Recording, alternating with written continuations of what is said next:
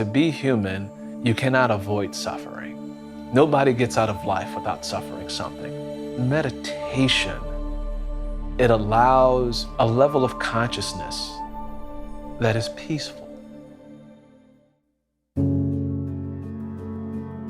I'm driving one day. On the highway, I blinked. My eyesight was gone. I rubbed and rubbed, no eyesight. Eventually, I was able to see blurry enough to drive to a gas station. My practitioner, he said, "You now have the trifecta: high cholesterol, high blood pressure, and diabetes, the three big things that happen in the African American community. You are now at a higher risk for heart attack, you're at a higher risk for stroke, you're at a higher risk for blindness, and the medications that I'm giving you will eventually stop working, and we will have to put you on insulin. Here is what your healthcare future looks like." Based on his experience, he made me believe that this was inevitable.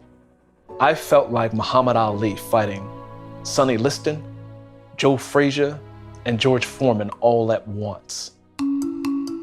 I grew up on Chicago's West Side. The food choices were very, very limited. Mom learned how to cook from her mother. They cooked with a lot of foods that clogged arteries, like lard. The thing about food is it becomes habitual. At the age of 25, my mother had to have quadruple bypass heart surgery. Dad also suffered from hypertension and high blood pressure. As a kid, I told myself the story that, oh, you're not going to get the same thing that, mom has. You're not going to get the same thing that dad has. Fast forwarding to middle age.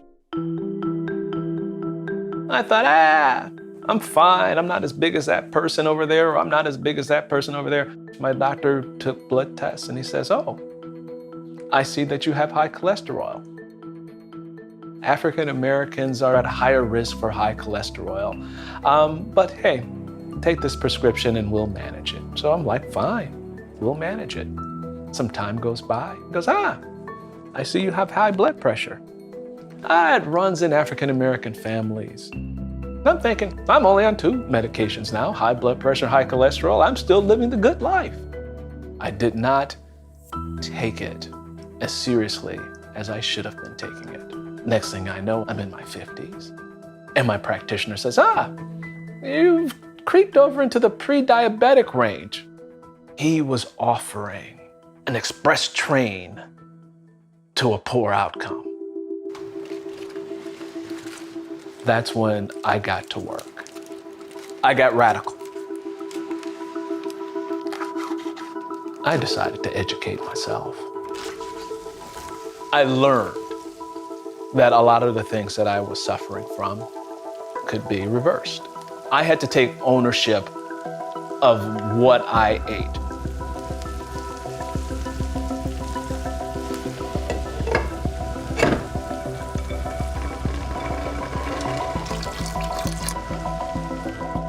All sorts of beans, pinto beans, black beans, red beans, kidney beans.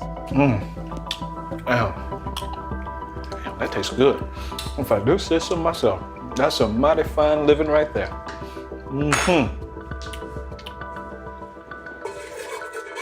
There are so many wonderful foods that you can enjoy and that it's good for your overall health.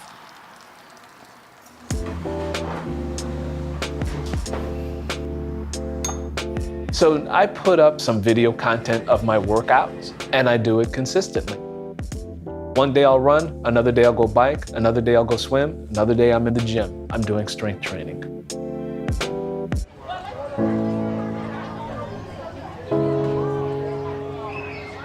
And the diabetes is reversed. The high blood pressure reversed. High cholesterol reversed.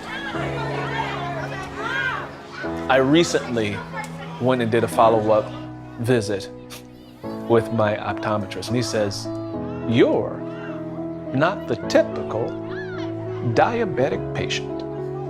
And I thought, I am not trying to be your diabetic patient. I want to be a healthy patient. And I told myself, look at what you did, man. Look at what you did. Yeah, you a bad man. Rumble, man, rumble. Float like a butterfly, sting like a bee, baby.